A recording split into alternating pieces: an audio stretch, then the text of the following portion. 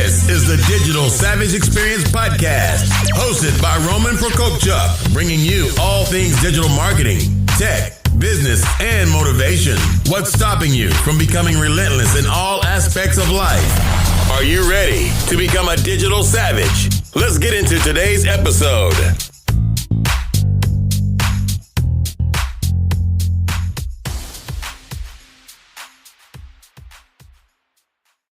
Hi everyone, and this is Roman Prokopchuk, and this is the Digital Savage Experience. And I'm the Digital Savage, if you will. I like to call myself that. It's kind of a catchphrase I use all the time. I'm very unconventional, self-taught, worked on some big accounts, some Fortune 500 clients from around the world, and kind of just try to share as much knowledge and give back more than I ask for or receive. So this is episode 1. This is my origin story. A little bit of X-Men, kind of like Wolverine, but not really. So I'm Ukrainian. I was born in Lviv, Ukraine in 1984 under obviously a communist regime, and ended up coming to the United States in 1990 with my mother, father, brother, grandparents on my mother's side, and my aunt. We stayed in a 2-bedroom apartment, all of us, so it's kind of like a synonymous of Gary Vee and how he grew up, kind of the immigrant story. But even before that, to get here, we had to go through Vienna, Austria, and Rome, Italy to kind of get here in terms of this little underground railroad type communist to the free world route, if you will. So came here in 1990 to New Jersey, stayed with some distant relatives that sponsored me and my family. And basically went to school here, elementary school, Middlesex and Mercer County. Have been in New Jersey for most of my life. So basically New Jersey and the East Coast of the United States basically molded me for the most part of who I am today. So obviously if I grew up in a different place, like back in Ukraine, my journey and the variables that came into making me who I am would be a lot different. So even at a young age, like I said, stayed in a 2-bedroom apartment, hustled. My family worked their butts off, working all the time to kind of better our lives and better our situation. I personally, flip baseball cards. Anything I can get my hands on that was popular, I would flip and try to triple, quadruple, and sometimes even more in terms of profit all the time. I think the biggest flip that I still remember when I was little, I think I was in like 4th grade, I won a necklace out of those little slot machines that you put in 50 cents, and I ended up with the necklace. So somebody for Valentine's Day said, "How much do you want it?" I said $20, and he gave me $20. So off a 50-cent necklace, I made $20, which I was super proud of myself, and it's still a kind of funny reminder of where I came from. So I was kind of always interested in business, dealing with people, if you will, as well. Going with my parents to Sam's Club, Costco when I was in middle school, buying a lot of candy and kind of flipping it also as well. Selling things, whatever I could do, and always interested in learning. So when I graduated high school, I went to Rutgers University, which, we can debate all day in terms of the importance of university and entrepreneurship. In 2017, 2018, universities are kind of moving into curriculum to foster entrepreneurship in a way in terms of business schools. But that's for a different episode. But my major was in criminal justice, so I graduated in 2007, end of 2007 into 2008, where the economy basically tanked. There were no roles in terms of criminal justice on the state, federal, or even local levels. So it forced me to kind of look, do anything I could to kind of survive and make a living. I didn't know what I was really going to do. So I looked for jobs for a while, read, things of that nature, and kind of started feeling down, obviously. Can't find a job, feeling hopeless. So one of my friends with a financial firm and does tax law and CPA work said, "Hey, there's this thing called SEO and some other digital marketing things that if you want, take a few months to learn." He basically gave me a packet about search engine optimization. I went home, read it the first night, and just was intrigued and just kept learning. So he brought me on as an internal digital strategist analyst, And basically, I did that for a few months, put my resume out there, and got picked up by a company called LexisNexis, dealing in legal marketing. So I started there as a SEO analyst and left as a senior SEO and social media strategist, managing of portfolios of about $5 million at any time.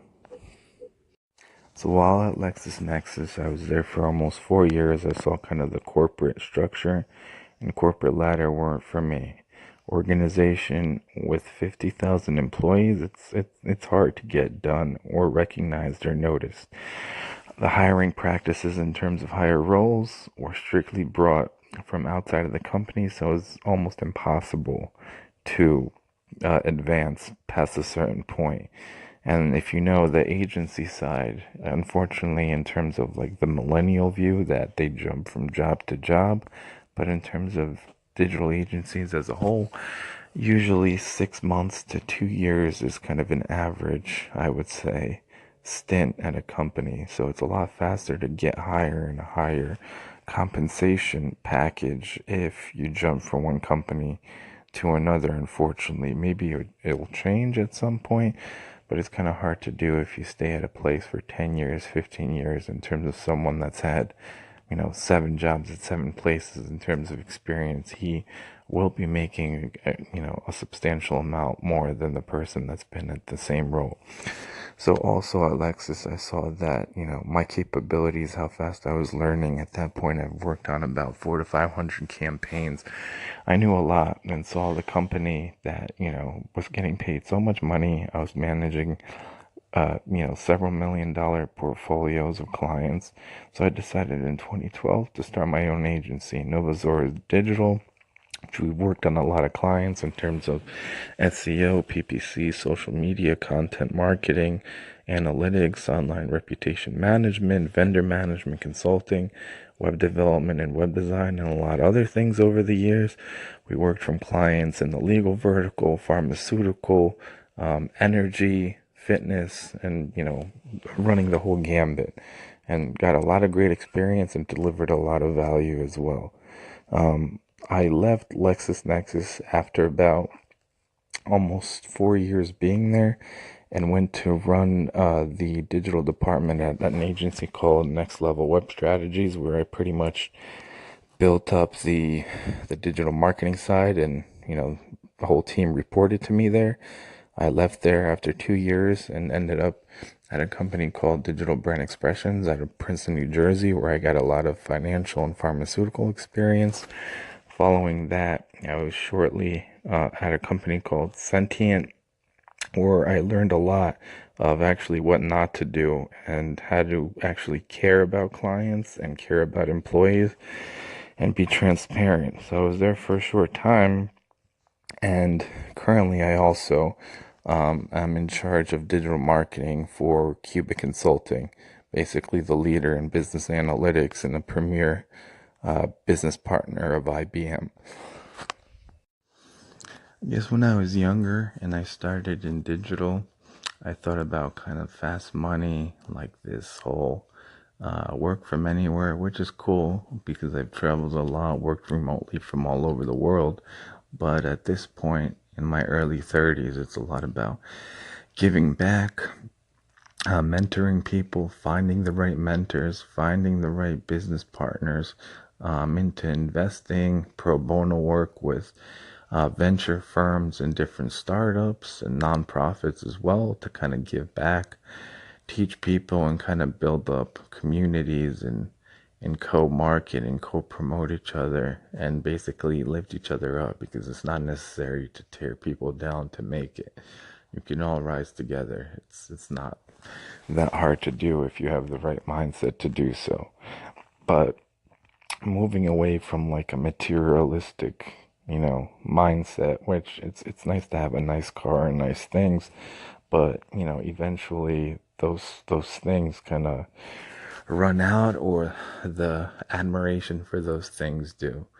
And even lately, in terms of what drives me, I think it's a lot of networking, brand building, because the platforms are out there, and everything in terms of media and marketing has been disrupted and decentralized. So, a kid from Wyoming could be the next big singer, use, Spotify, Musically, Facebook, Instagram, Snapchat, and so on and so forth, really build their brand. If they go the route, they don't need a record label. They can push out their own music, they can do their own promotion, and basically disrupt the system.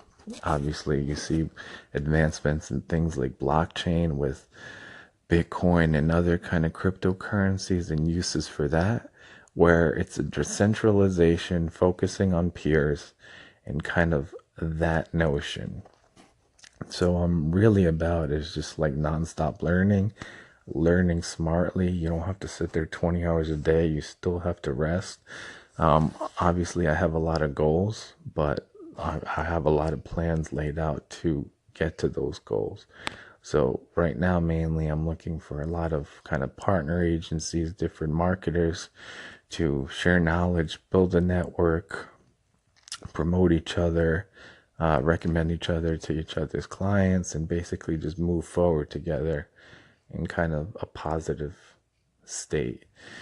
I have a lot of executive level experience. I've managed teams. I've been the strategic element in terms of campaigns. I've done project management directly and account management. I've done consulting, and I've been in fulfillment in the trenches. So any of that I can do. I can obviously run my teams. I can deal with vendors, work nicely with other agencies. Like, you name it, I can do it. At this point in my career, I'm kind of the Swiss Army knife of experience and the roles that I've been in. But don't be confused, because roles are just roles. Titles are kind of labels. Just because you're an analyst starting out from school doesn't mean you don't know more than somebody that's been in a role for 3 years, 5 years, 7 years, 10 years, and so on and so forth. I think a title is just a label for the most part. And I do think that, some people with a few years experience can manage a lot better than professional, managers, or even some executives. So, you can call me, a digital marketing janitor and compensate me a few $1,000,000. I don't care. I don't care if you call me a unicorn. I don't care if you call me a little bunny foo-foo of marketing. As long as I'm getting paid, I'm getting paid. As long as I'm doing good, I'm doing good. And taking it from there. But you can't be stagnant in this also. So it's kind of like a gift and a curse. So I'm self-taught, like I said, out of necessity, out of hunger. And I know where I came from. I came from an impoverished place coming to America. So I'm not afraid of going back there. No, I don't want to get there, but I'm not like somebody that started, with first world problems, and then they lose everything and don't know what to do. Like, I'm always hustling, I'm always grinding. Like, yes, those words have been so overused. Everybody's an entrepreneur. Like Gary Vee says, everybody has entrepreneur in their profile of their social accounts. But, it's a hunger, it's a passion, I think it's a mindset. So just because you want to be something and you have a goal and you have a way to get there, some things I agree with Gary Vee with, and other things I don't. Luck is luck. Sometimes you really get lucky in life, and sometimes you get dealt like really bad cards. You got to make the most out of both situations. But if there's 1,000 people trying to do something and the market is small enough, if all of those 1,000 people work just as hard as each other and there's no significant variables different from one another, some of them eventually are not going to make it regardless of how hard they try. So you have to be self-aware and conscious of your skill set, and if you need to, fail and pivot as fast as possible. So what I saw in the beginning of my career were SEO, search engine optimization, was kind of the building block and introduction for me into digital marketing. That was changing even back then. When I started, you can do a lot of black hat, just kind of black hat being kind of the sketchy things that search engines don't like, manipulating the systems, spamming links to gain authority to specific pages, and things of that nature.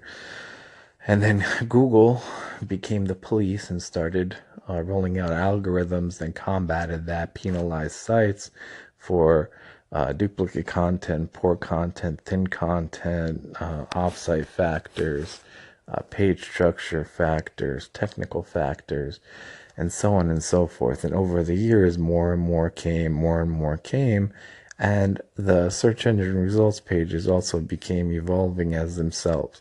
So seeing that, and I knew that search engine optimization will not traditionally be search engine optimization in the future based on different devices that we're using now. Before, it was a desktop first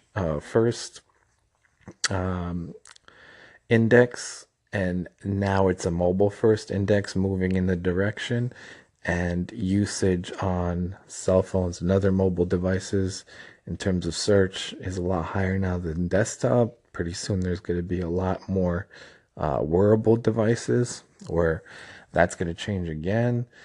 Visual, immersive things and things of that nature. So it's a constantly evolving ecosystem that you can't sleep on. So you learn something one way. What I learned in 2008, 2009 is a lot of which, some principles, obviously the positive best practices still apply, but things got added over time, and some things are even irrelevant, that don't even work, aren't even primary ranking factors or things that will benefit you moving forward. So a lot of things now are on an individual user basis and user experience. So search has became a few years ago very personalized, so you can't necessarily group individuals into larger segments because the search engines are trying to deliver a personalized experience. So knowing that and having SEO as the building block and foundation, I saw I need to become more versatile. So social media started becoming big. I started seeing how social media and search engine optimization was connected, search engine and paid search engine optimization, and overall content strategy, how analytics tied all into this, and pretty much took it from there. I just kept learning and learning and learning and learning and learning.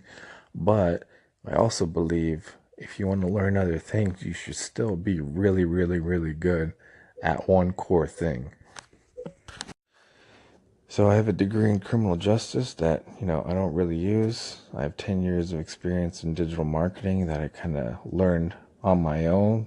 So I think at the end of the day, you really need to figure out what you want to do. Obviously, the sooner the better, and kind of get into that, try as many things as fast as possible and jump into it. In terms of digital, I learned kind of the best practices on site first for search engine optimization, then moved into offsite in terms of link acquisition, backlink profile auditing, things of that nature, and then the technical component, which in turn I had to learn a understandable level of CSS and HTML, and then most recently JSON in terms of languages to better my skill set.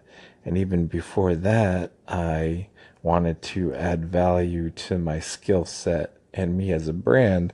So I got Google Analytics certified, HubSpot certified, Bing Ads certified, AdWords certified, basically every certification under the sun, which end of the day, it's a piece of paper. You can pass a test, doesn't mean you can run a successful campaign, but you also want to brand yourself in 2017, especially now going into 2018, that why someone should hire you over, 100, 200, 300 other people. What kind of is the separation point where all of you have worked at similar roles. Like, what makes you really different? So showing your passion for what you do is really important.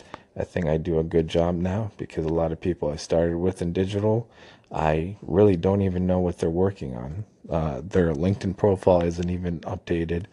They've never wrote even one blog post. They're not active on social, even though some hold, social media roles, some as high as, senior director of social media. You have to be a practitioner to really love what you do and really show, executives, companies, clients that you can do good and you can do right by them, basically, based on how passionate you really are about your own brand. And I think what's made me successful also, I treat every client and every company I worked for as my own. So I try to do what's in the best interest of the company and the client. Oftentimes I've had bad clients and, bad companies that I worked at. So that didn't work out too well. But for the most part, if you keep doing your thing, you keep learning, you keep pushing and striving and not just sitting there and feeling bad for yourself or going on every morning and listening to a Gary Vee podcast and just getting hyped, which I listen to Gary Vee as well. Dude's awesome from Eastern Europe. He's got that immigrant mantra, but if you don't do anything with it and you just reflect and are bitter all the time or, I should have did this, I should have did that. No, you should just do something one day at a time. It's all right to make long-term goals, but things happen. Those get altered. You need to have some kind of plan.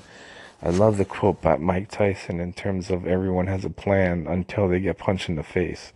Life has a tendency of doing that. So regardless if you're in marketing, if you're in business, if you're an entrepreneur of any sort, you need to pivot. You need to learn as much as possible because there's always somewhere a person that's ready to take your place. Somebody is always ready and is hungry for success. There's a lot of people that are complacent and are okay with their lives and things of that nature, which I'm not discounting anybody.